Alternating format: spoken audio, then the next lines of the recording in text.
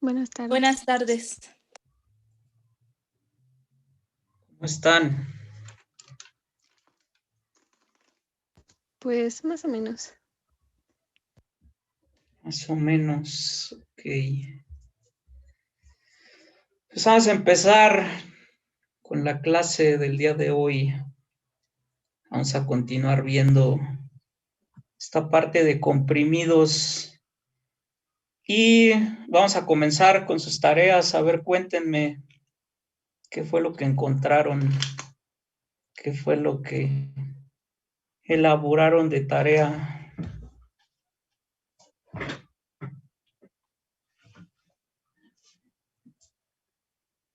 ¿Alguien que quiera comenzar? O yo elijo. Yo, profesor. Ok, Itsuri. Sí, yo hice la investigación sobre el Resotrans, que es un comprimido, y se utiliza en el tratamiento de estreñimiento crónico. Y,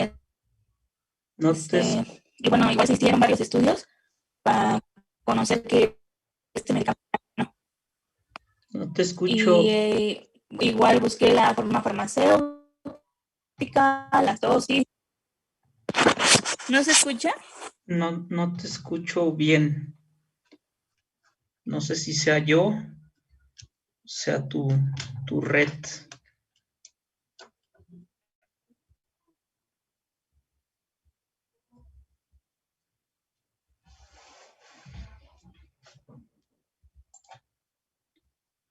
Bueno, ahorita en lo que su compañera Itsuri checa lo de su conexión.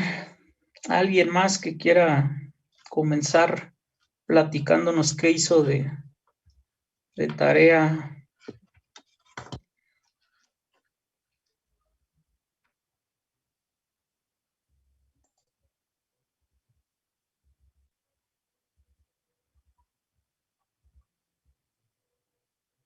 ¿Nadie?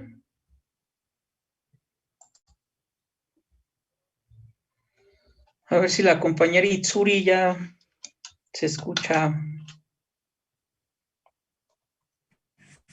¿Ya se escucha mejor, profesor? Sí, ya te escucho, o ya te escuchamos. Ok. Sí, mencionaba que investigué sobre el medicamento Resotrans, que es un comprimido que se utiliza para el estreñimiento crónico. Ok. Todavía tenemos un poco de problemas con tu audio, pero a ver, deja checo tu tarea y ya yo les cuento a tus compañeros qué es lo que investigaste. Nada más deja que abra. ¿Puedo participar, profesor? Claro. Bueno, el que yo investigué. Eres Carolina. Rivero. Sí. Ok. A ver, cuéntanos, ¿qué fue lo que investigaste? Yo elegí el ketorolaco en tabletas y son tabletas recubiertas con películas, son comprimidos en color blanco y hice una lista de los excipientes que tienen y comienza por la lactosa, monohidrato principalmente, celulosa miocristalina, estearato de magnesio y tiene 3 recubrimientos. Bueno, la composición de su recubrimiento es la hipromelosa, el dióxido de titanio y el macrobol. Ok. Entonces, es un comprimido recubierto. Ya más adelante veremos comprimidos recubiertos. ¿Y qué función? Bueno, para empezar, ¿para qué se utiliza el ketorolaco?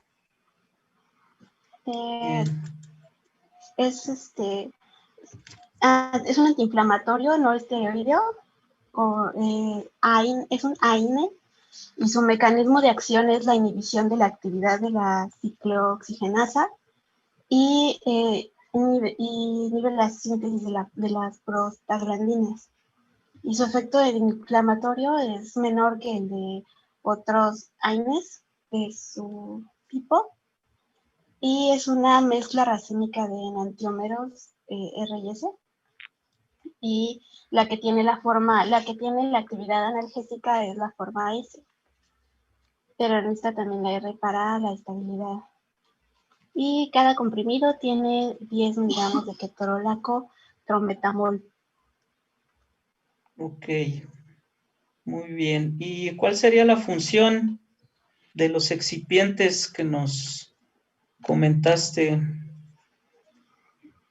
Por cada uno, Ujú. la lactosa monohidrato es diluyente y le da volumen. La celulosa también es diluyente y o sea, también está en la mezcla. Y el estearato de magnesio es secante. Y los recubrimientos, en principio, bueno, la mezcla de recubrimientos sirve para mantener la forma de cápsula y en estado estable, o sea, seco y en una forma que se pueda almacenar y transportar. Ok, gracias, Carolina. ¿Alguien más que quiera comentarnos acerca de su tarea? Yo, profe. Ok, Diana, a ver, cuéntanos. El fármaco que yo investigué es alopurinol y principalmente es para el padecimiento de la gota y de altas cantidades de ácido úrico. Tiene como excipientes almidón de maíz, carboximetil sódico de patata, dióxido de silicio, talco, que también iba a preguntar qué realmente es porque como que no lo comprendí muy bien. Gelatina, estearato de magnésico y polvo de celulosa. El almidón de maíz es para lubricar, es un aglutinante y un diluyente. El carboximetil sódico es un disgregante. El dióxido de silicio mejora las propiedades del flujo. El talco solo vi que es un diluyente, pero no entendí muy bien qué es. La gelatina sirve para gelificar, sirve como adhesivo y crea una película. El estearato es un aditivo y un lubricante. Y el polvo de celulosa vi que sirve para material de relleno. Ok, Pues muy creo que bien. Ok, gracias, Diana. ¿Quién más nos quiere comentar acerca de su tarea?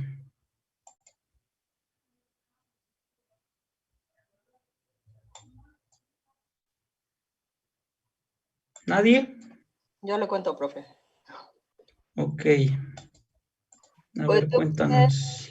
el Xanax, es el medicamento, el fármaco es el alprazolam. Es un triazolo análogo a las benzodiazepinas. La patología es principalmente para los trastornos de ansiedad o trastornos de pánico. El medicamento en sí, o bueno, el fármaco en sí es ansiolítico. Entonces, en general, pues, es para todo ese tipo de padecimientos. De las características físico-químicas, pues tiene un peso molecular de 308 gramos, tiene una densidad de 1.4 gramos por centímetro cúbico, tiene un punto de fusión de 228 grados Celsius, perdón. Bueno, la dinamia es igual que otras benzodiazepinas, se unen a los receptores GABA-A, que el GABA es un neurotransmisor que es inhibitorio, entonces de ahí deriva como su poder ansiolítico. En cuanto a los excipientes que utiliza, tiene celulosa microcristalina como agente suspensorio. Bueno, la celulosa microcristalina sirve para varias cosas. Puede funcionar como lubricante, puede funcionar como desintegrante, puede ser un diluyente y en algunos casos absorbente. Pero esto de absorbente normalmente se utiliza como para las suspensiones. Tiene también almidón pregelatinizado, que a diferencia del almidón regular, pues se pasa por un proceso como mecánico en el que se van rompiendo los gránulos de amilosa y de amilopectina. Tiene benzoato de sodio como conservador, aunque también se puede utilizar a cierta concentración como lubricante. Para utilizarse como conservador va en rango de entre 0.02% a 0.5%, y como lubricante pues ya es una concentración más elevada, del 2 al 5%. Tiene docusato sódico, el Xanax, y este docusato sirve como surfactante aniónico en una concentración de 0.01 a 1%, y también funciona como desintegrante en una concentración aproximada de 0.5%, aunque el docusato sódico en sí mismo también puede ser utilizado como un laxante, es como también en su forma aislada, pues se utiliza con esta función. Esto es útil particularmente en este fármaco porque las benzodiazepinas tienden a estreñir a los pacientes, entonces como agregar el docusato sódico es un ganar-ganar tanto para agregarlo a los excipientes como desintegrante y para pues, evitar como efectos adversos de las benzodiazepinas. Tiene lactosa monohidrato en mayor proporción como diluyente. Tiene estarato de magnesio también, y en la concentración del estarato de magnesio en los compuestos que traen almidón pregelatinizado no puede exceder al 0.25% porque se afecta como la calidad de la pastilla, bueno, del comprimido, perdón. Y tiene dióxido de silicón coloidal como lubricante. Y estos van en una concentración del 0.1 al 1%. Y ya, eso fue lo que investigué de mi fármaco. Ok, muchas gracias, Catalina. ¿Quién más nos quiere hablar acerca de lo que investigó? Yo, Ok, Leslie. bueno, yo investigué acerca del sumatriptán, que ayuda para controlar o aliviar los dolores de cabeza, pero no funciona para prevenirlos, sino simplemente cuando se encuentran estos vasos sanguíneos como inflamados. Tiene un mecanismo de acción que funciona como un agonista selectivo del receptor 5-HT1D, el cual interviene en la contracción vascular craneal e incluso constriñe la circulación de la carótida e inhibe la actividad del trigémino. Bueno, el sumatriptán funciona como respuesta clínica alrededor de los 30 minutos aproximadamente después de una dosis oral de 100 miligramos. Tiene como excipientes la lactosa, que como han dicho, funciona para dar volumen, y como un vehículo para fármacos en inhaladores de polvo seco. También tiene celulosa microcristalina, que también funciona como agente de volumen. La croscarmelosa, que ayuda a su desintegración en el tracto intestinal en el lugar que se desea. También contiene el estearato de magnesio, que actúa como aditivo diluyente y lubricante para comprimidos, como en este caso es el sumatriptán, y también se utiliza como aglutinante. Y tiene Opadri, que es un sistema de recubrimiento pelicular acuoso diseñado para impartir un acabado perlado y lustroso que le ayudará a crear una forma farmacéutica sólida de apariencia única, o sea que sirve como para que se vea bonito. Y eso es lo que Ok. investigué. Muy bien, Leslie. Gracias. ¿Alguien más? Yo, Jacqueline. yo ¿Sí? investigué la fenitoína. Bueno, principalmente actúa por el incremento de la saliva o la disminución de la entrada de iones de sodio. Su cinética de eliminación no es lineal debido a que algunas variaciones de proteínas se quedan, ¿cómo decirlo? No van por el mismo mecanismo, ya que un 90% se depende de proteínas séricas y el otro 10% no. También sus excipientes tiene lactosa monohidrato que tiene en mayor cantidad y actúa como diluyente. Tiene gelatina como recubrimiento, dióxido de titanio como revestimiento, eritrocina como colorante, también amarillo de quinoelina también como colorante y y dióxido de titanio como revestimiento. Ok, muy bien, Jacqueline. Gracias. ¿Alguien más que nos quiera comentar acerca de lo que investigó?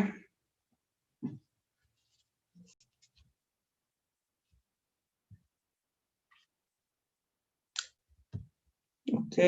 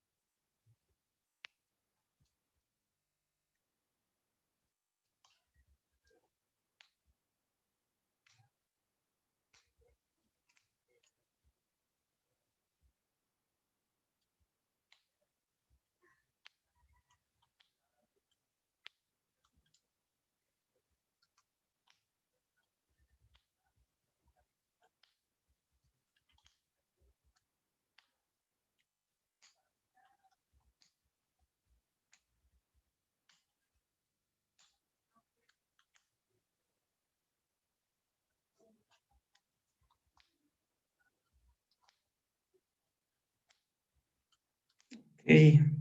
Muchas gracias, Manuel. ¿Alguien que haya investigado algún comprimido masticable? Yo investigué del Prusgar, que Ok. es un comprimido masticable que en ese se basa en 3 principios activos. 2 de ellos son antiácidos, el hidróxido de aluminio y el hidróxido de magnesio. Este es un comprimido que es utilizado para, es un antiácido que es el tratamiento de padecimientos gastrointestinales y también que se me olvidó el otro. Y un antiespumante inerte, que es la dimeticona. Y es un efecto cinético para el tratamiento de síntomas gastrointestinales. Lo que hace es elevar el pH. Bueno, no, neutralizar el ácido. Y entonces la única causa que dice que va a neutralizar el pH y de la orina también. Ok. Y ya nada más los excipientes sí los encontré, que es la sacarosa, el manitol, la sacarina sódica, la destroza anhídrica, anhidra, del sorbitol, el almidol, estearato de magnesio, y tiene 2 saborizantes, sabor menta, sabor limón, el colorante de amarillo, la sacarosa en 0.6 gramos y los demás excipientes, nada más el total de 0.54 miligramos. La sacarosa sirve como vehículo, diluyente y para recubrimiento de los excipientes. El manitol, lo que encontré más es que se ocupa para productos masticables y es un solubilizante. La sacarina sódica, que es un endulzante. La desrosa anhidra es aglutinante y diluyente. El sorbitol es un desgregante, aglutinante, desintegrante. El almidón, diluyente, desgregante, aglutinante. Estearato de magnesio, es un lubricante para mejorar la fluybilidad. Y los saborizantes ya son más conocidos nada más para enmascarar y mejorar las características organolépticas del sabor, y también el colorante nada más para mejorar las características, en este caso yo lo veo que es más para que sea accesible para las personas que lo consumen, ¿no?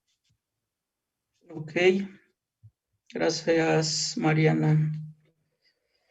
Entonces, bueno, ahorita a ver quién más nos comparte. La importancia de los excipientes. Ya se había comentado, ¿no? Que el que va a generar el efecto terapéutico, pues es el fármaco, ¿sí? Y el fármaco genera su efecto terapéutico, pues a través de la interacción con algún ligando, ¿no? Con algún blanco terapéutico, que pueden ser receptores.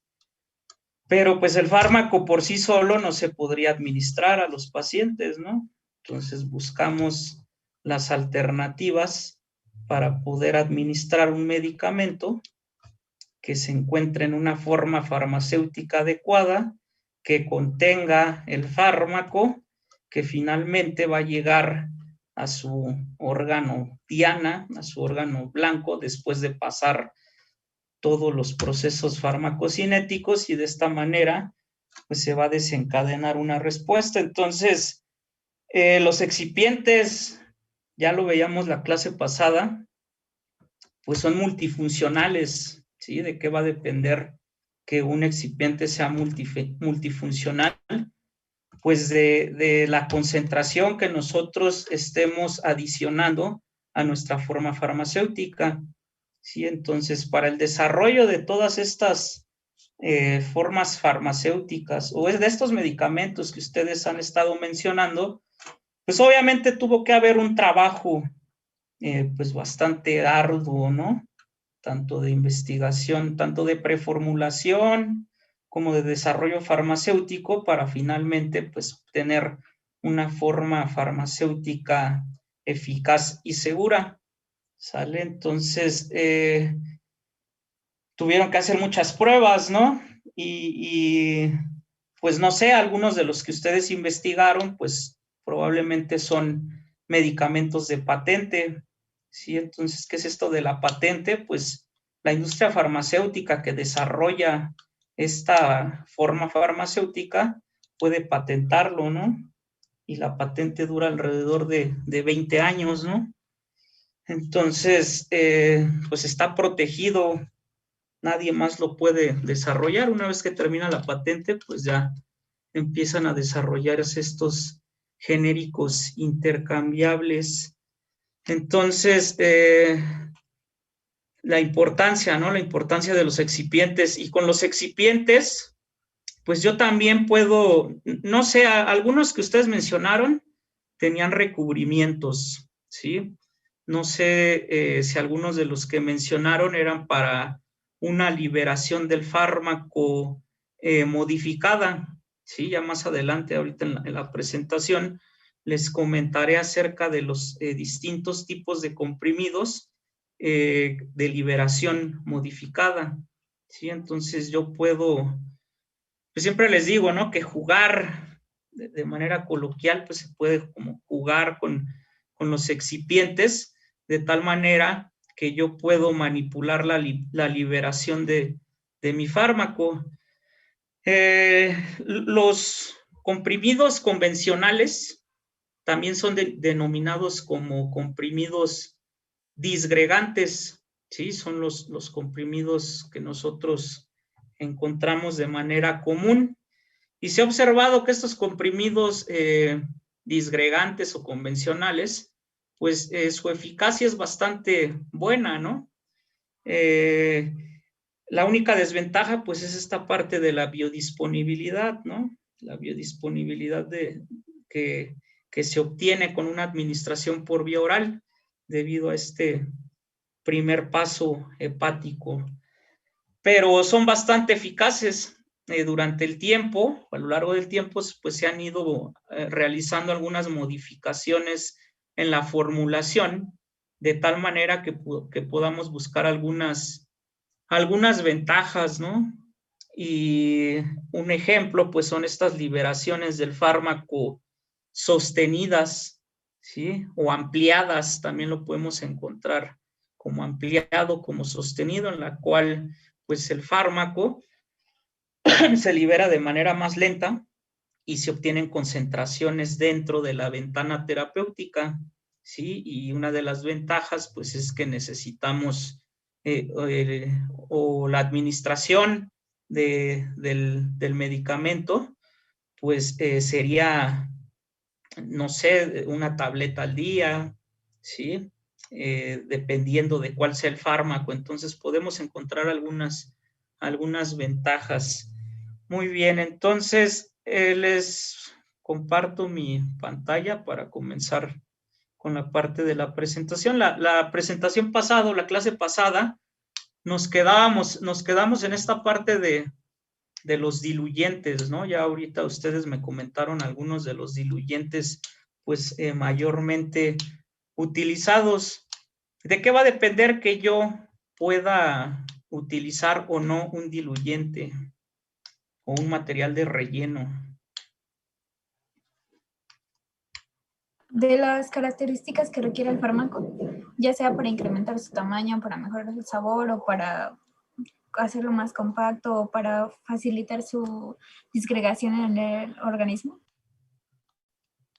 Ok, sí, una de las principales funciones del diluyente, pues es esto del volumen, ¿no? Aumentar el tamaño. Pero con respecto al fármaco, es decir, yo tengo un fármaco y ya conozco la concentración, entonces hay algunos comprimidos que muy probablemente pues no tengan diluyente. La gran mayoría pues sí tienen diluyentes.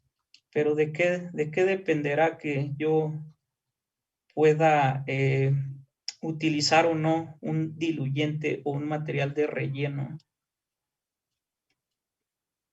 Podría ser de cómo interactúa con el fármaco. ¿Cómo interactúa? Sí, tengo que estudiar que no haya una interacción, ¿no? Interacción. Por ejemplo, la polaridad que podría tener, o no sé. Ok, la polaridad. Además de esto de que no hay interacciones, ¿qué otra cosa puedo tomar en cuenta? Si recuerdan, les comentaba lo de la potencia, ¿no? Eso es muy, muy importante. Ahí les mostraba unas imágenes de algunos medicamentos o de algunos comprimidos en los cuales se utilizaban fármacos potentes, ¿sí? En los cuales las concentraciones del fármaco en la forma farmacéutica eran bastante reducidas, ¿sí? Por ejemplo, la levotiroxina, ¿no? Veíamos que era 0.05 miligramos, me parece. Y pues aquí tendría que utilizar un diluyente, ¿no? O un material de relleno. Entonces, eso sería un factor, ¿no? La potencia del fármaco. ¿De qué manera yo puedo aumentar el volumen de mi comprimido? Pues utilizando este diluyente, ¿no? Hay algunos fármacos que no son tan potentes y se requieren grandes concentraciones del fármaco para poder desarrollar el comprimido. Un ejemplo, pues podría ser la metformina, ¿no? La metformina son concentraciones bastante elevadas del fármaco y muy probablemente haya algunos comprimidos de metformina en los cuales la cantidad del diluyente pues sea mucho menor, ¿sale? Entonces les comparto mi pantalla.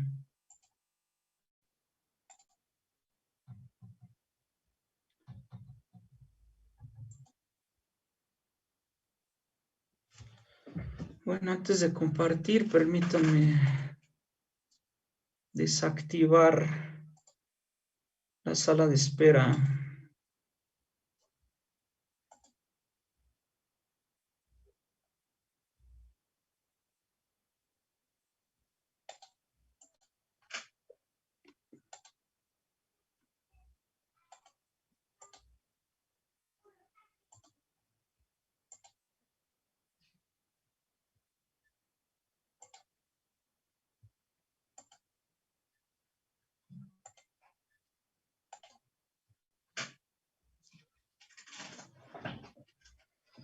Ok, ahí ven la pantalla. Sí, profesor. Muy bien. Entonces vamos a continuar con esta parte de comprimidos. ¿Sale? Entonces ya ustedes elaboraron una tarea, ya investigaron algunos diluyentes, algunos excipientes, cuál es la función. La clase pasada veíamos esta cuestión de los diluyentes, entonces el cuestionamiento que les hacía, pues es cómo se puede seleccionar el diluyente, ¿sí? Pues esto es basado en la experiencia del fabricante, ¿sí? Tanto en la experiencia como en todos los análisis que ya se hicieron con anterioridad, ¿no? Todos estos estudios de proformulación en el desarrollo farmacéutico. Algo muy importante en la industria, pues es el costo del diluyente, ¿no? Se busca aquel que sea pues más económico, más barato. Lo que comentaba el compañero también, ¿no? La compatibilidad con los otros ingredientes del comprimido. Se deben de tomar en cuenta algunas propiedades como la compactibilidad, la fluidez, la solubilidad, cualidades de desintegración, lubricidad higroscópica y la estabilidad. Ejemplos, pues un ejemplo es que las sales de calcio pues no se pueden utilizar pues con la tetraciclina, ¿sí? Ya que el calcio pues interferiría en la absorción de la tetraciclina en el tracto gastrointestinal debido a esta interacción química que hay entre estas sales del calcio y el fármaco, ¿sí? Cuando el fármaco muestra baja solubilidad en agua, pues se recomienda que se utilicen diluyentes solubles en agua para evitar posibles problemas de biodisponibilidad, ¿sí? Entonces, con esto yo podría mejorar un poco la solubilidad de mi fármaco. Ok, entonces pasamos con los aglutinantes, ¿sí? Entonces, otro de los excipientes mayormente incluido que deben de llevar los comprimidos son los aglutinantes, ¿sí? El objetivo de utilizar aglutinantes pues es promover estas interacciones entre las partículas de tal manera que se formen compactos cohesivos en el caso de la compresión directa, pero también se podrían o se utilizan en el caso de la formación del desarrollo de comprimidos cuando se lleva a cabo un proceso de granulación, ¿sí? Y con estos aglutinantes, pues podemos asegurar que la tableta permanezca intacta después de la compresión. Aumenta la resistencia a la fractura, hay una disminución de la friabilidad. El aglutinante, pues también puede promover la granulación. Entonces, si recuerdan, en una granulación, bueno, tanto en la granulación húmeda como en la granulación seca, utilizamos aglutinantes.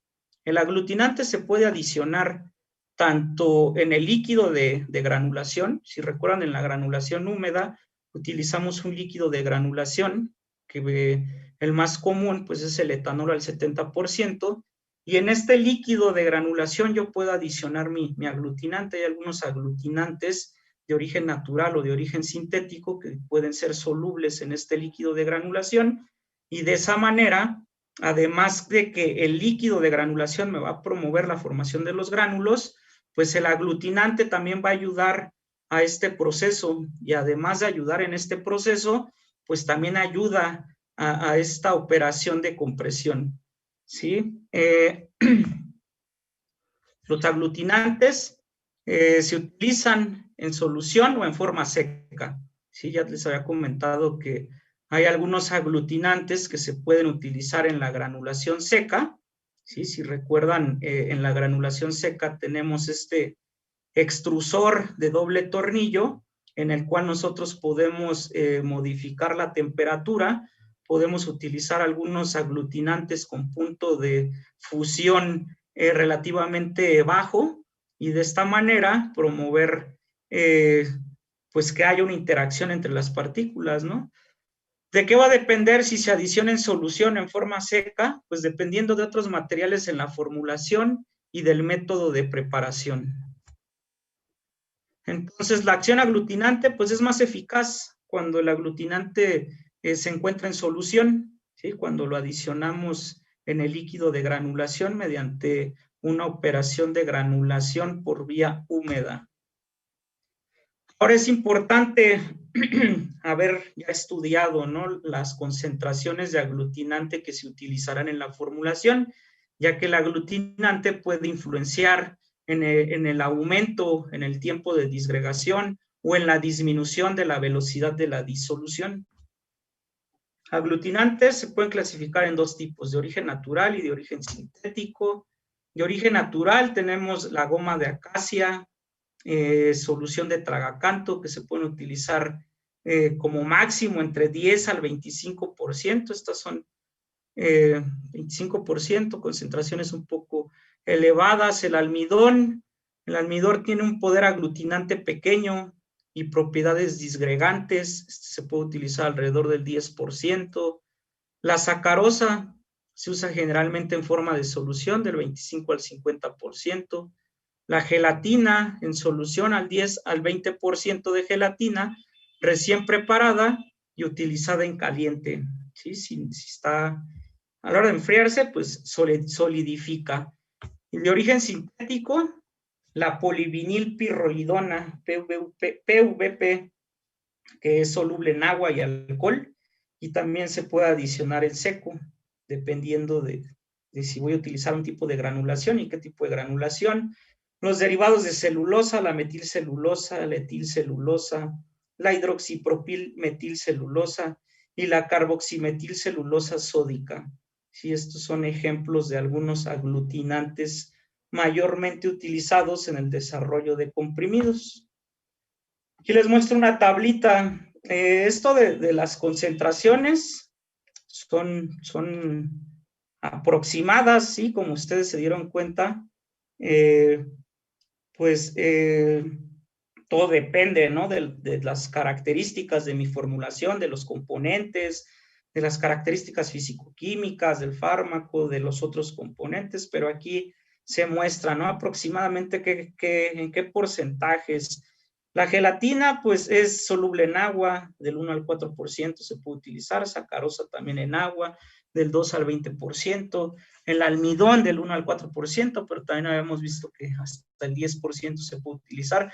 Aquí es importante, pues antes de todo esto, digo, en los estudios de desarrollo farmacéutico de preformulación, que ya posteriormente les compartiré un artículo, pues se hacen los estudios en donde se prueban o se analizan distintas formulaciones, ¿sí? Ya sea con los mismos excipientes, pero modificando las concentraciones, y ahí los que estén realizando la investigación, pues eligen la formulación que tenga una mayor eficacia, ¿no? Y que sea más segura.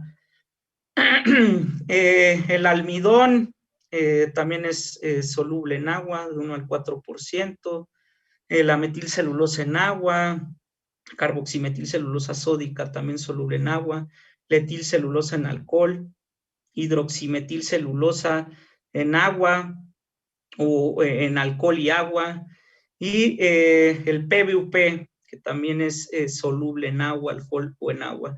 Entonces, pues debo de tomar en cuenta también si los puedo adicionar como un aglutinante en seco, o si los puedo adicionar en solución en el líquido de granulación, o también puedo revisar el punto de fusión y si puedo realizar una granulación por fusión, ¿sí? Ok, ahora vamos a pasar con los disgregantes. Si recuerdan, habíamos visto, ¿no? Que los comprimidos, una vez que se administran por vía oral, aquellos comprimidos que van a ser sistémicos, pues tienen que llegar al aparato digestivo, ¿no? Tienen que llegar al estómago, ¿sí? Y en el estómago tienen que desintegrarse, es decir, romperse en pedazos más grandes, y después disgregarse, ¿sí? En partículas individuales del fármaco. Entonces se pueden utilizar algunos excipientes que nos puedan ayudar a este proceso de desintegración y de disgregación, ¿sí? Por lo tanto, los disgregantes pues se adicionan en el comprimido para facilitar la desintegración, fragmentación de la tableta, posteriormente la disgregación, cuando entra en contacto con los fluidos del tracto gastrointestinal, y por lo tanto, pues promueve la rápida disolución del fármaco, y pues ya ustedes saben, ¿no? Que eso se traduce o se puede traducir en una mayor absorción y por lo tanto en una mayor biodisponibilidad. Y aquí está lo que les comentaba, ¿no? Creo que esta imagen ya la habíamos visto. Un comprimido cuando llega al estómago, en el caso de que no sea un comprimido masticable o un comprimido sublingual, pues tiene que desintegrarse para formar gránulos más grandes, posteriormente disgregarse, y una vez que está disgregado, pues la velocidad de disolución es mucho más rápida, perdón. Ahora, los disgregantes, pues todos los disgregantes son higroscópicos, ¿sí? Captan humedad. Y hay dos mecanismos principales por los cuales pueden actuar estos disgregantes. El primero es facilitar la absorción del agua, ¿sí? Actúan facilitando el transporte o introduciendo agua en los poros de la tableta y haciendo que la tableta estalle y se rompa en fragmentos. Un ejemplo es el almidón, ¿sí? Que puede promover la penetración de fluidos mediante fuerzas capilares para succionar agua en la tableta, debido a la forma esférica que puede tener las partículas de almidón, ¿sí? Ya que aumenta la porosidad del comprimido y así favorece la acción capilar. Y otro de los mecanismos por los cuales pueden actuar los disgregantes, pues es la ruptura de la tableta que se debe a la hinchazón de las partículas, ¿sí? De las partículas del excipiente que se está utilizando como disgregante. Y esto ocurre pues durante la absorción de líquidos en el tracto gastrointestinal. Un ejemplo también de un disgregante que puede tener este mecanismo es el almidón. El almidón puede tener estos dos mecanismos que les acabo de mencionar, y por lo tanto pues el almidón es uno de los disgregantes mayormente utilizados como excipiente disgregante, ¿sí? El mecanismo por el cual los comprimidos se rompen en pequeños trozos y luego se produce una suspensión homogénea puede ser de distintos tipos, ¿sí? Además de los dos mecanismos generales que les mencioné anteriormente, pues tenemos otros mecanismos, ¿sí? Por porosidad y acción capilar, que es conocida como wicking. Algunos ejemplos: el cloruro sódico, la lactosa; por hinchazón, el almidón y derivados de la celulosa, resinas de intercambio catiónico. Debido al calor de la humectación, ¿qué quiere decir esto? Que tenemos algunos disgregantes que pueden al entrar en contacto con el agua, pueden tener algunas reacciones exotérmicas que liberen calor, y de esta manera pues pueden promover esta disgregación. debido a la desintegración de las fuerzas repulsivas de partículas, por deformación, debido a la liberación de gases. Esto es principalmente en aquellos comprimidos que son efervescentes, ¿sí? Se libera dióxido de carbono mediante la interacción entre bicarbonato, carbonato de sodio, más un ácido orgánico, como por ejemplo el ácido cítrico o el citrato, o por acciones enzimáticas, ¿sí? Aquí les muestro dos imágenes en donde se ve el wicking, que es la acción capilar, ¿sí? Cómo puede ingresar el agua, y vemos el mecanismo de hinchazón. Esos son unos de los, o los dos de los mecanismos pues más representativos. Ejemplos de disgregantes, pues los más comunes son el almidón y sus derivados, ¿sí? Como el glicolato de almidón de sodio, la celulosa y sus derivados, ¿sí? La celulosa microcristalina, la carboximetilcelulosa sódica, la crosscaramelosa, algunas arcillas como el begum, que es el nombre comercial y que está conformado por silicato de magnesio y aluminio, la bentonita, algunos alginatos, resinas de intercambio catiónico. Como ya les había comentado, pues el disgregante más tradicional en tabletas o en comprimidos convencionales, pues es el almidón. Sí, y el almidón puede ser de papa, puede ser de maíz. Y su concentración como disgregante es de hasta el 10%. ¿Sí? Se hinchan en agua provocando la rotura de la tableta. Y el almidón en combinación con el lauril sulfato de sodio, pues es un disgregante eficaz. Dentro de los disgregantes tenemos unos que se llaman superdisgregantes o superdesintegrantes. Sí, estos pueden hincharse dramáticamente al exponerse al agua. Y de esta manera, pues, desintegran la tableta de manera rápida y efectiva. Y se incluyen en la formulación a una concentración relativamente baja, del 1 al 5% en peso. Ejemplos de estos superdisgregantes tenemos el almidón modificado, por ejemplo, el glicolato de almidón de sodio, que se hincha de 7 a 12 veces en menos de 30 segundos. Tenemos la celulosa modificada, por ejemplo, la crosscaramelosa, que se hincha de 4 a 8 veces en menos de 10 segundos. Tenemos la crosspovidona, ¿sí? Que es un polímero de povidona reticulante. Y aquí les muestro una tabla con un resumen de esto de los disgregantes. Sí, el tradicional pues es el almidón. Sí, se hincha con el agua provocando la ruptura de la tableta, pero también nos promueve, debido a su estructura esférica de las partículas, pues puede promover la entrada del agua mediante estos poros que se pueden formar. Tenemos superdisgregantes, ¿sí? Ya les comenté algunos y aquí les muestro el almidón modificado, glicolato de almidón de sodio, su nombre comercial es el Explotap, y pues se hincha dramáticamente al exponerse al agua. Algunas enzimas como disgregantes, ¿sí? Las celulasas o las amilasas con ligantes de derivados de celulosa o las amilasas con aglutinantes de almidón. Estos actúan directamente sobre el ligante utilizado en el proceso de granulación húmeda. Entonces, estos se pueden utilizar siempre y cuando el comprimido se haya obtenido previo a una granulación húmeda. Tenemos algunos disgregantes especiales como las sales de bicarbonato, carbonato en combinación con ácido cítrico tartárico, en los cuales hay una generación de dióxido de carbono y que se utilizan principalmente en estas tabletas efervescentes o los comprimidos efervescentes.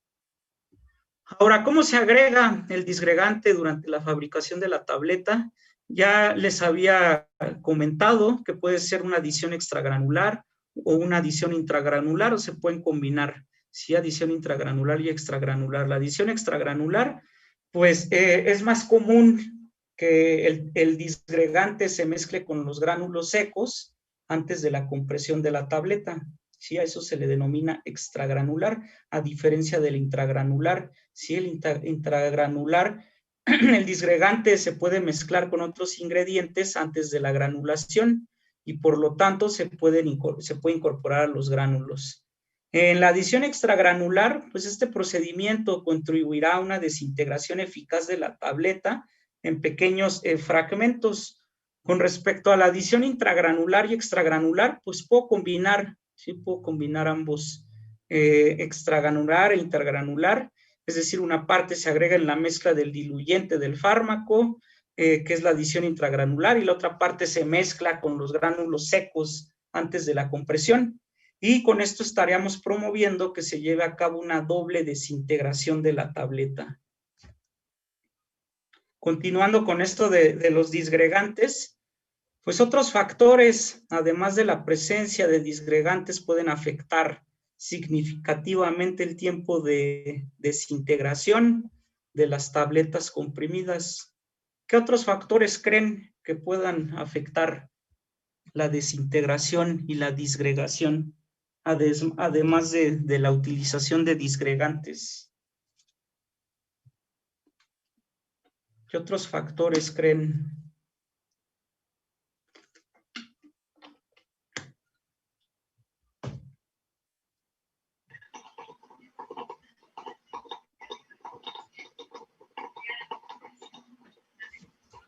La acidez estomacal. ¿La qué? Perdón, no lo escuché. Bueno, el pH del estómago. El pH del estómago. Ok, el pH del estómago me podría influir más en la fracción ionizada y no ionizada de fármaco que yo podría obtener de las concentraciones, ¿sí? Pero más relacionado con la tecnología farmacéutica, ¿qué otros factores podrían promover la disgregación?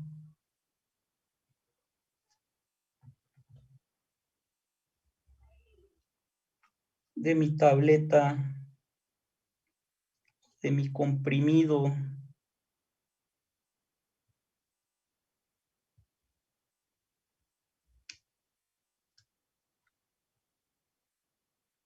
¿Algún otro excipiente, además del disgregante, podría influenciar en la disgregación del comprimido?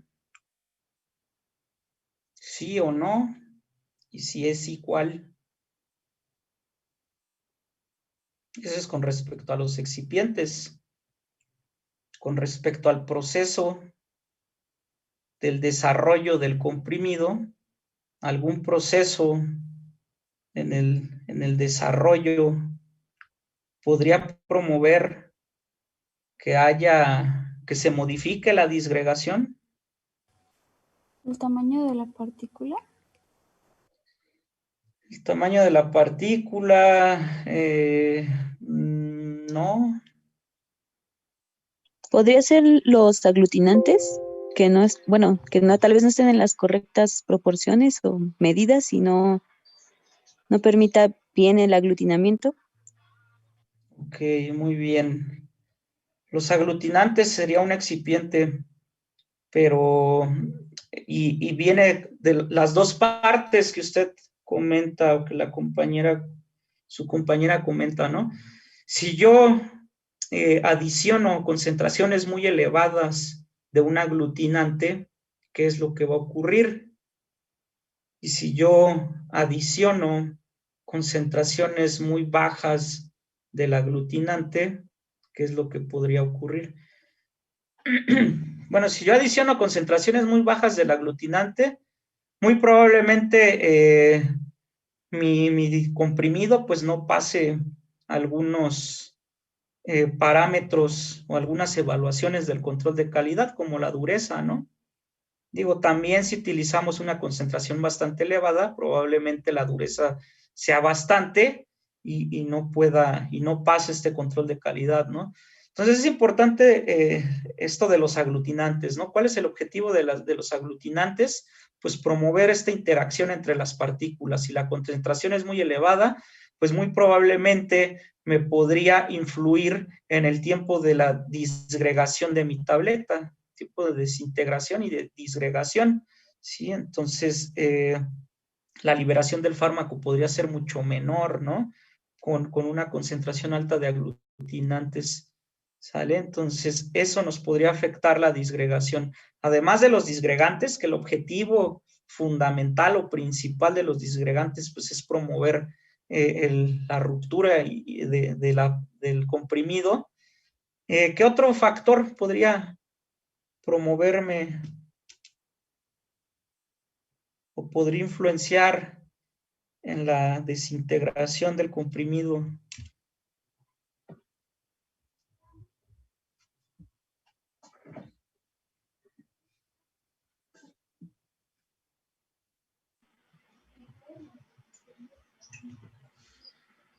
¿Cómo se obtiene el comprimido?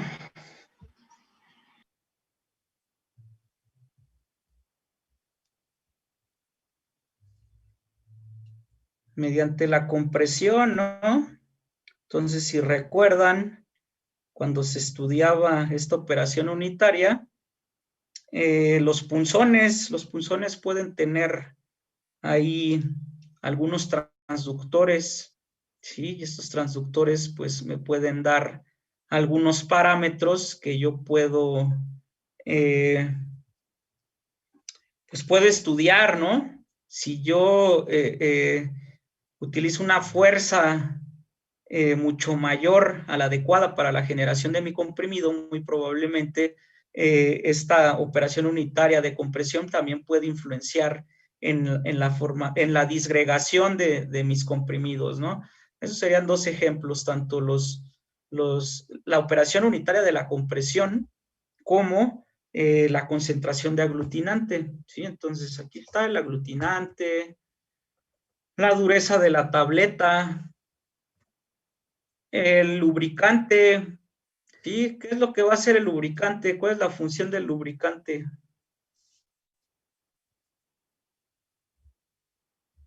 Que no se queden partículas en el compresor. Ok, que no se queden partículas adheridas a los punzones, ¿no? Entonces también debo de checar las concentraciones del lubricante. La liberación del dióxido de carbono en el caso de tabletas efervescentes, sí, son algunos factores que pueden influenciar en la disgregación, además del disgregante, sí, que es la principal función del disgregante. Ahora, vamos a ver esto de la cantidad de agua, por acá decía Diana, la cantidad de agua, pero acuérdese que una vez que, bueno, la cantidad de agua que se adiciona en el proceso de granulación, posteriormente los gránulos se van a desecar, ¿no? Se va a llevar a cabo este proceso de desecación o desecado. Ok, vamos a ver deslizantes, antiadherentes y lubricantes. ¿Qué son esto de los deslizantes? Pues promueven el flujo, ¿sí? De los gránulos o el polvo de la tableta al reducir la fricción entre las partículas. Y un ejemplo, el sílice coloidal. Permítanme un momento.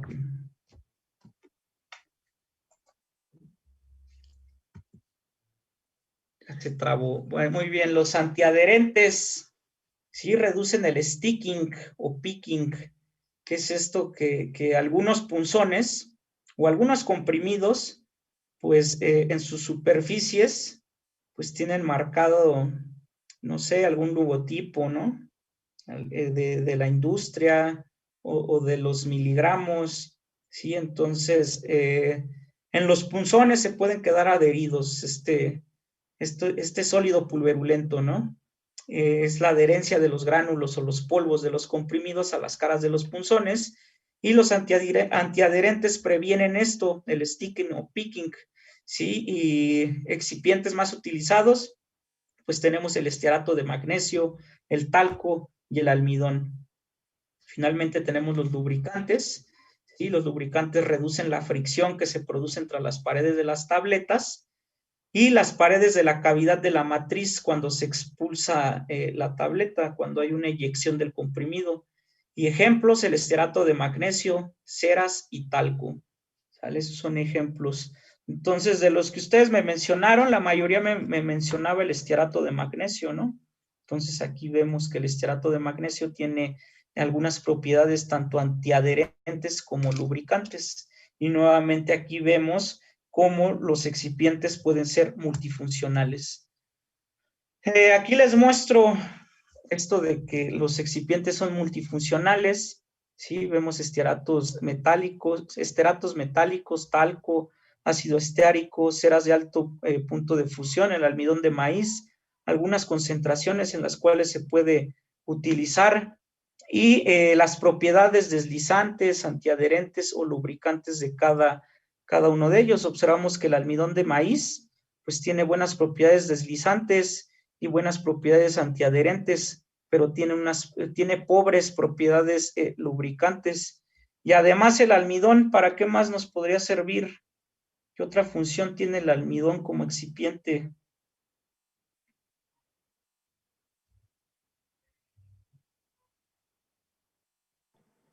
Aglutinante, ¿no? Aglutinante, ¿no? Entonces, aquí vemos cómo el almidón, además de tener, de ser deslizante y antiadherente, pues también se puede utilizar como, y también como disgregante, ¿no? Entonces, aquí está esto de la multifuncionalidad de los excipientes. Ok, con respecto a los deslizantes, pues estos se pueden utilizar en la formulación para compresión directa, ¿sí? También se agregan a los gránulos antes de la formación de comprimidos para garantizar una fluidez adecuada de la masa del comprimido para una alta velocidad de producción. Ejemplos de deslizantes, el tradicional es el talco en polvo.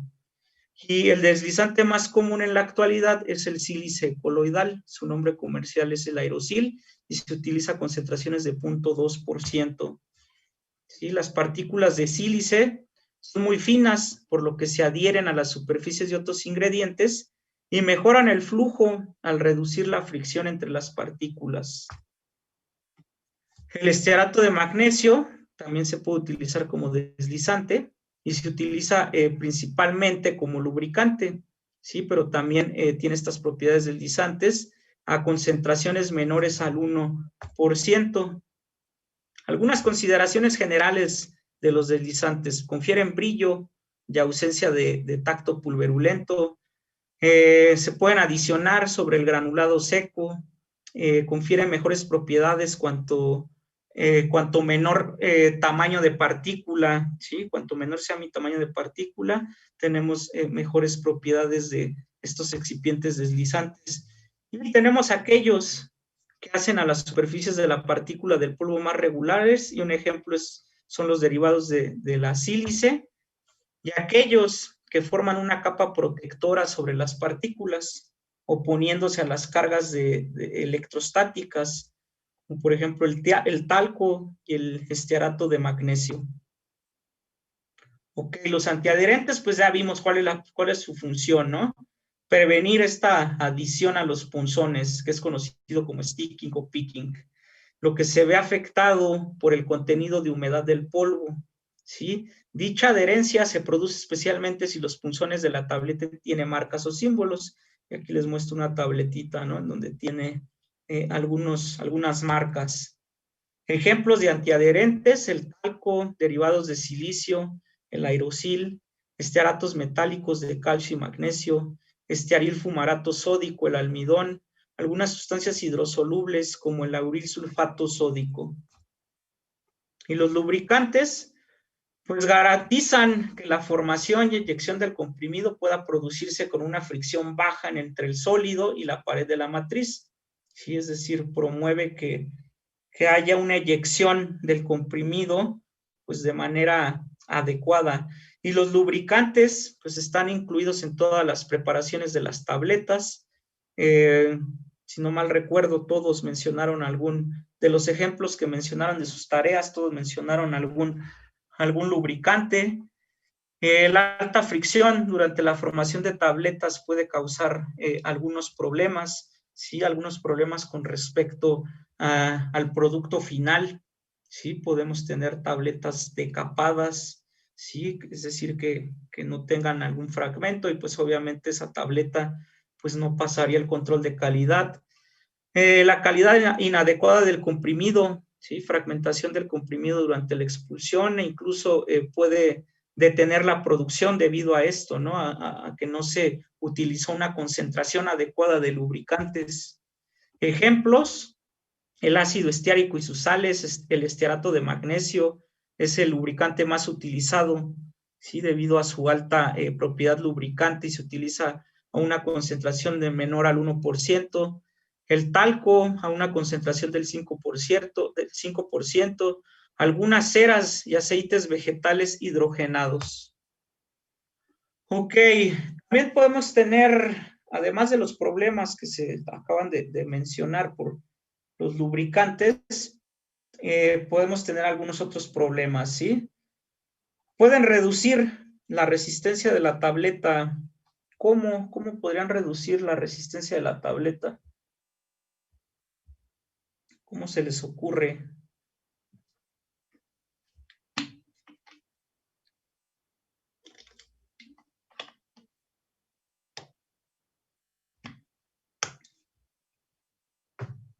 ¿Qué creen que ocurra?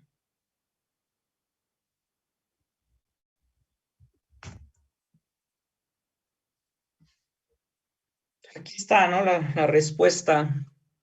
Como ya se comentó, pues hay una interferencia con la unión entre las partículas durante la compresión y por lo tanto, pues puede contrarrestar el papel aglutinante. Entonces, si contrarresta el papel del aglutinante, que la función del aglutinante pues es promover la interacción entre las partículas, pues el lubricante me puede disminuir la resistencia de la tableta, ¿sí? Se pueden fragmentar mis tabletas en el proceso de eyección, ¿sí? Entonces la resistencia sería mucho menor. Entonces también hay que tomar en cuenta, ¿no? Las concentraciones de los lubricantes. Y los lubricantes pues pueden retrasar la desintegración y disolución de la tableta, como el estearato de magnesio. ¿Por qué? ¿Por qué los lubricantes podrían retrasar también la desintegración y la disolución?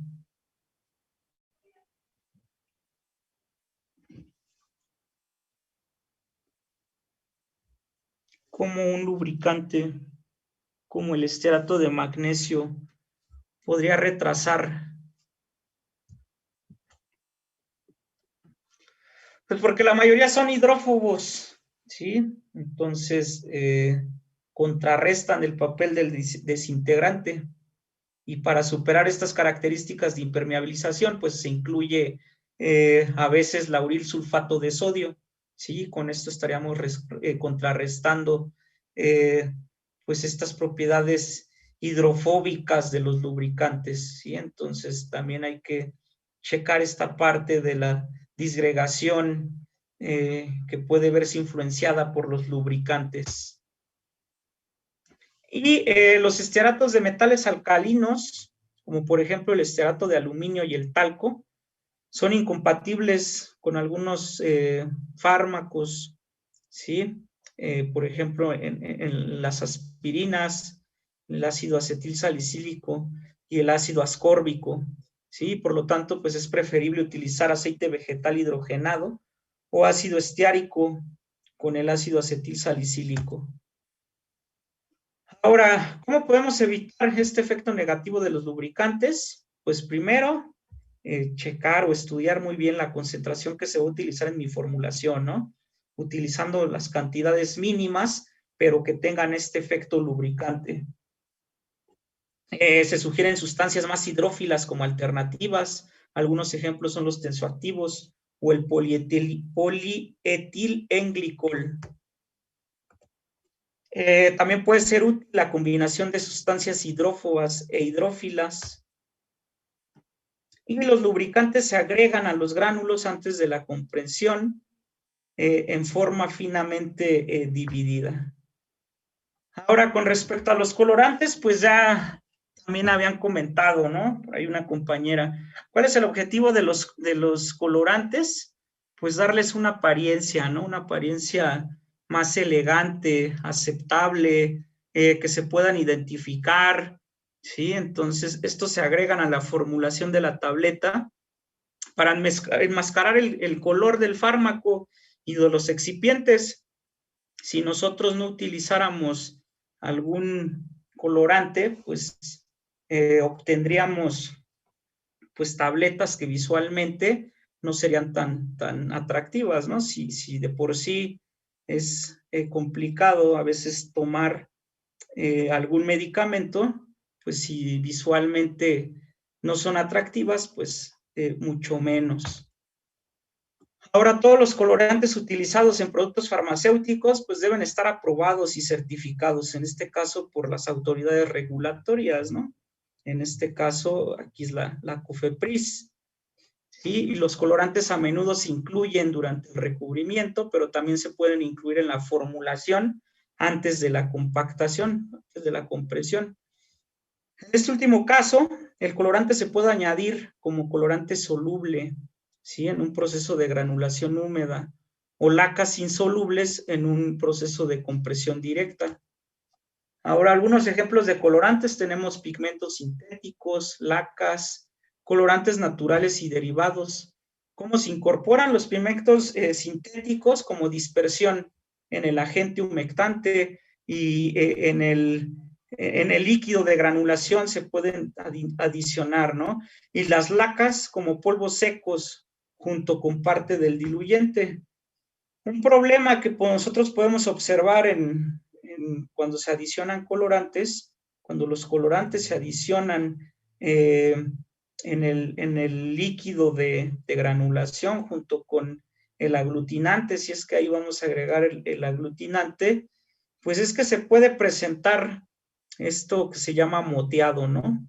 Que no es más que la migración del colorante, debido a que en el proceso de granulación húmeda, pues se tiene que llevar a cabo un proceso de secado, ¿sí? Y muchas veces el proceso de secado es por un aumento de la temperatura, y esto promueve la migración intragranular del colorante soluble durante la etapa de secado, y podemos observar que los comprimidos pues tienen una coloración mucho más intensa en el exterior comparado con el interior del comprimido, y los podemos observar de esta manera. Algunos ejemplos de colorantes, pues tenemos el amarillo de quinoleína o tartrazina, que da un color pues, amarillo, eritrocina rojo, indigotina azul, clorofilas verde, marrón chocolate o caramelo, marrones. Y finalmente tenemos aromatizantes y edulcorantes, ¿sí? Por lo general se limitan a tabletas masticables o a tabletas que están destinadas a disolverse en la boca para impartir un sabor agradable y enmascarar el sabor desagradable que pues muchos de los fármacos tienen, ¿no?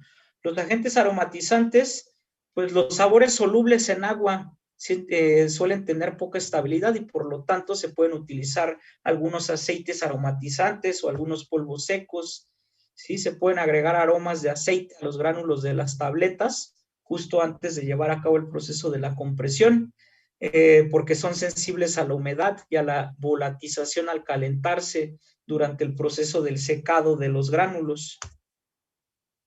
Dado que los aceites interfieren con la fluidez y la compresibilidad de los gránulos, pues se usa una cantidad mínima de agente aromatizante, una concentración alrededor del 0.5%, para evitar su efecto negativo sobre las características de mi comprimido. Con respecto a los agentes edulcorantes, pues algunos edulcorantes pueden provenir del diluyente, por ejemplo, la lactosa y el manitol. ¿Sí? Entonces, la lactosa y el manitol, además de utilizarse como diluyentes o excipientes de relleno, también pueden propiciar o dar algunos efectos edulcorantes. ¿sí? También se pueden incluir edulcorantes artificiales como la sacarina y el aspartamo, pero estos tienen algunas desventajas, como por ejemplo la sacarina tiene un sabor desagradable y el aspartamo es inestable en presencia de humedad y calor. Ejemplos de edulcorantes, pues tenemos la sacarina, ¿no? Que les acabo de comentar, y que es unas 400 veces más dulce que la sacarosa, pero tiene un sabor amargo, que puede minimizarse añadiendo un 1% de cloruro de sodio. Y el aspartamo, pues es aproximadamente 180 veces más dulce que la sacarosa. Ejemplos de edulcorantes, pues tenemos aquellos que pueden conferir un poder edulcorante bajo, como la lactosa, el manitol, la sacarosa, dan un sabor dulce, un poder edulcorante medio y alto, como la sacarina, aspartamo y el cliclamato, el poder edulcorante muy alto, como la neoesperidina.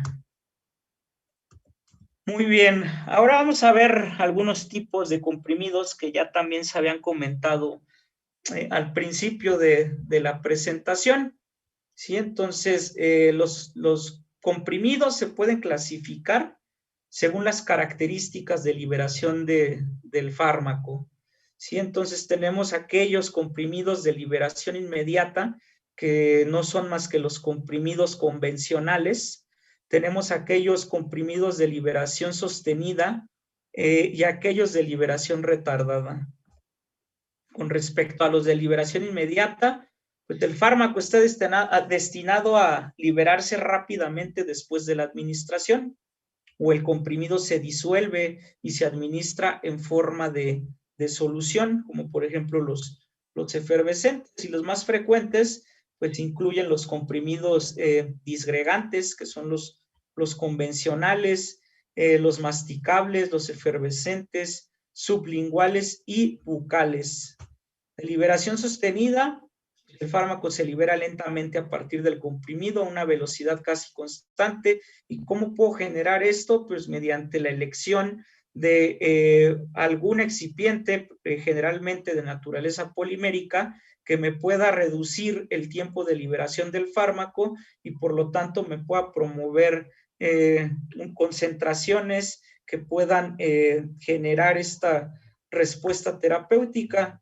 Y los de liberación retardada, el fármaco se libera del comprimido tiempo después de la administración, ¿sí? Una vez transcurrido ese periodo de tiempo, pues la liberación es normalmente rápida, ¿no? Entonces tenemos algunos fármacos que pueden generar cierta irritabilidad en el estómago, ¿sí? Por lo tanto, se generan formulaciones de liberación retardada de tal manera que la liberación se pueda llevar a cabo a nivel intestinal. Ahora, con respecto a los comprimidos disgregantes, ¿sí? Es el tipo más frecuente de comprimido, ¿sí? Es el que más encontramos en el mercado. También son conocidos como comprimidos convencionales o comprimidos simples. Está diseñado para ser deglutido y liberar el fármaco después de un tiempo relativamente corto. La liberación es rápida y completa del fármaco. Entonces nosotros, si vemos la biodisponibilidad de un comprimido disgregante o convencional, pues podríamos observar esta curva característica, ¿no? En la cual la biodisponibilidad es alrededor del 50 al 60%. ¿Cómo o qué excipientes son los que contiene mi comprimido convencional? Pues el material de relleno. Ya habíamos comentado que si la dosis del fármaco es baja, pues se utiliza material de relleno. También contiene disgregantes, aglutinantes, deslizantes, lubricantes y antiadherentes. Entonces, esos serían los componentes de un comprimido convencional. Continuando con estos comprimidos disgregantes, pues el tiempo de disgregación del comprimido puede afectarse en gran medida por la elección de los excipientes, en especial del disgregante, ¿sí? Pero ya vimos que algunos otros excipientes pues también pueden influenciar en la disgregación, ¿sí?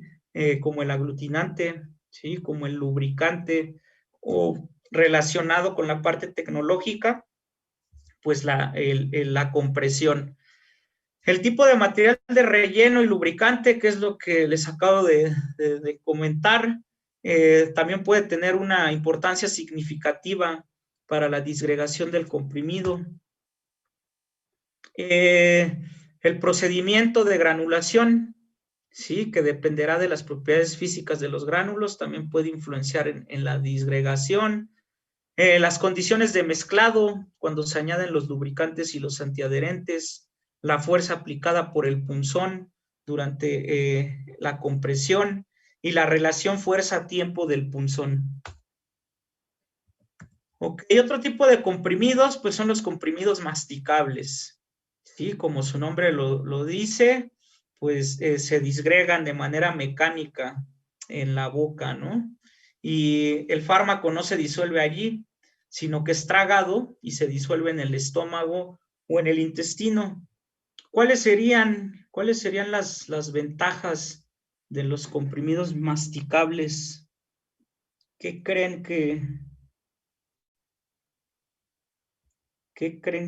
ventaja creen que pueda tener un comprimido masticable?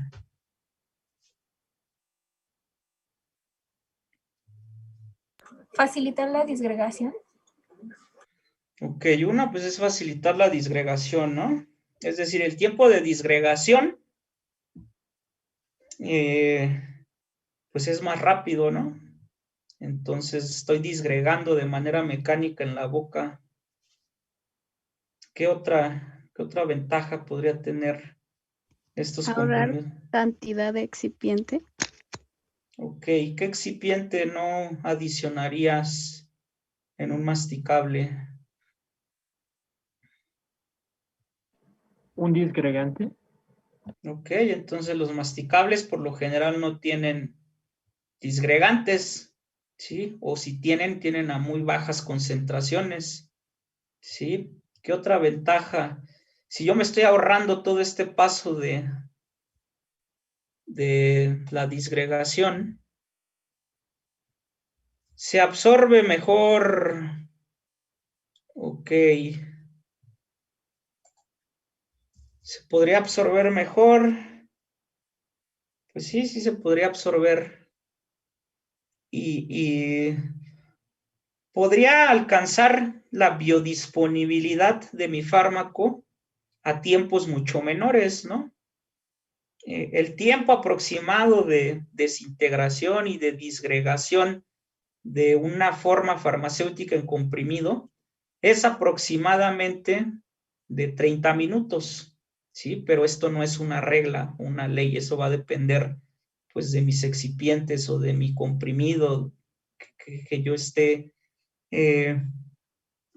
administrando en el paciente, ¿no? Pero aproximadamente es esto, ¿no? 30 minutos. Entonces, si yo me estoy ahorrando este paso de disgregación, porque estoy llevando a cabo la disgregación de manera mecánica en la boca, pues puedo obtener concentraciones de fármaco a nivel sanguíneo, pues de manera más rápida, ¿no? Y muy probablemente esto se pueda verse reflejado en la actividad terapéutica, ¿sale? Entonces, esa sería algunas de las ventajas. ¿Qué otras ventajas podría tener la utilización de un comprimido masticable?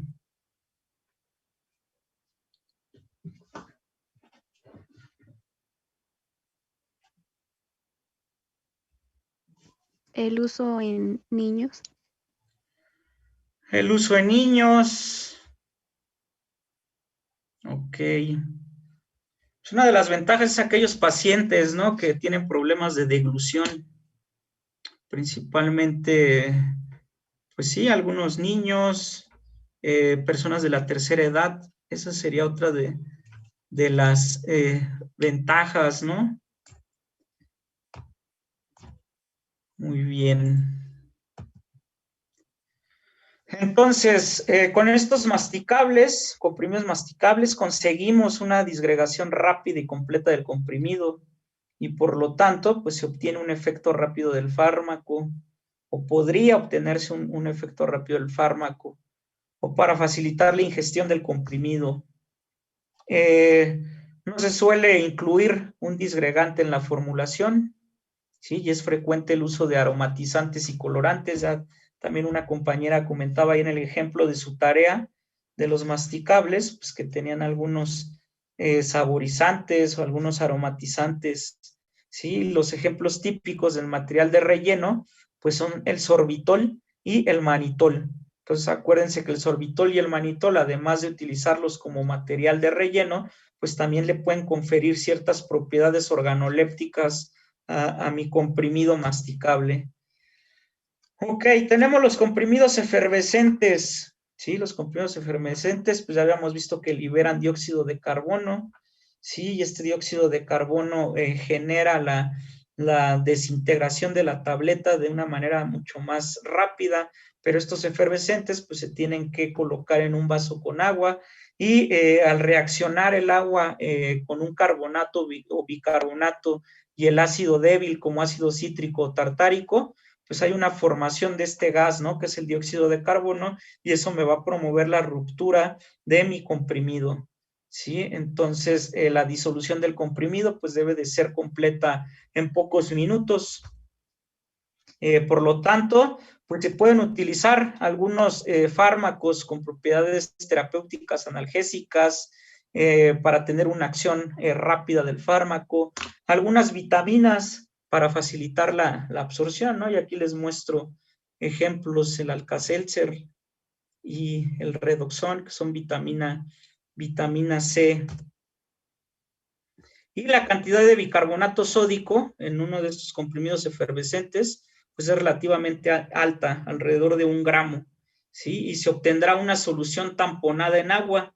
Y esto es importante debido a que me va a promover un aumento temporal en el pH del estómago, y al aumentar el pH del estómago, esto va a promover que haya un vaciamiento gástrico mucho más rápido, y al haber un vaciamiento gástrico, pues va a llegar el fármaco en disolución al intestino delgado, en donde se lleva a cabo la mayor parte de la absorción, ¿no?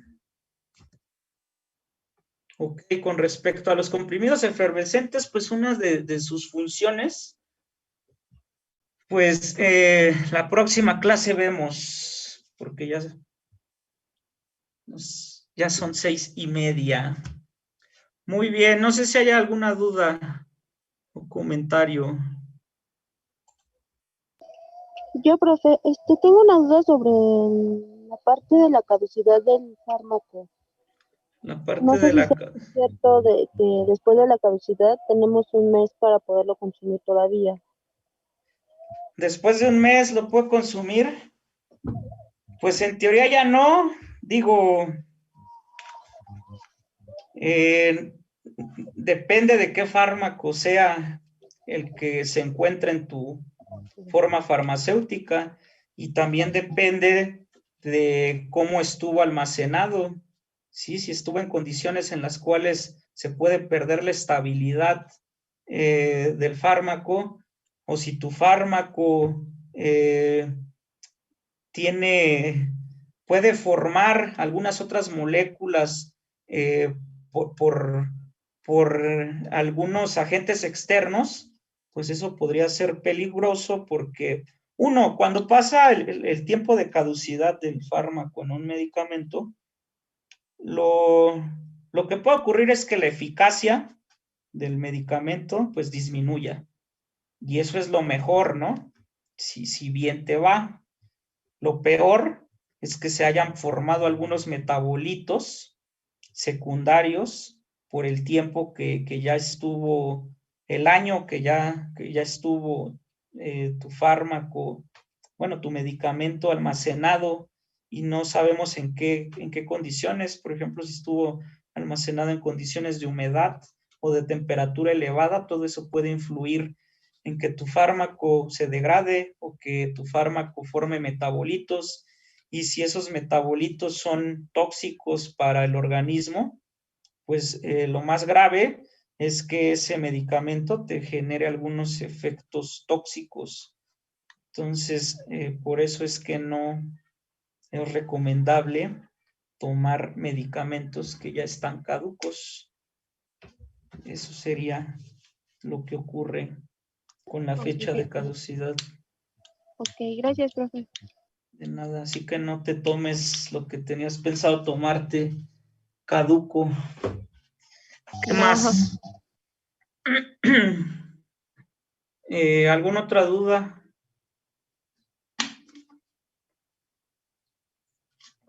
Muy bien, entonces, pues sería todo el día de hoy, jóvenes. Nos vemos la próxima clase. Que tengan un excelente fin de semana. Al rato les mando la actividad para que se entretengan un rato, se pongan a leer un artículo y vayan leyendo cuál es el control de calidad de los comprimidos, es decir, qué métodos generales de análisis se llevan a cabo. Todo esto de la presentación es el capítulo 26, me parece, de Lawton. Entonces vayan leyendo esos capítulos, el 26, 27, 28, ¿sí? Que posteriormente veremos comprimidos recubiertos, veremos cápsulas de gelatina dura, gelatina blanda, entonces para que vayan leyendo acerca de todo esto, ¿sale? Muy bien, entonces si no hay nada más, nos vemos, hasta luego, estén bien.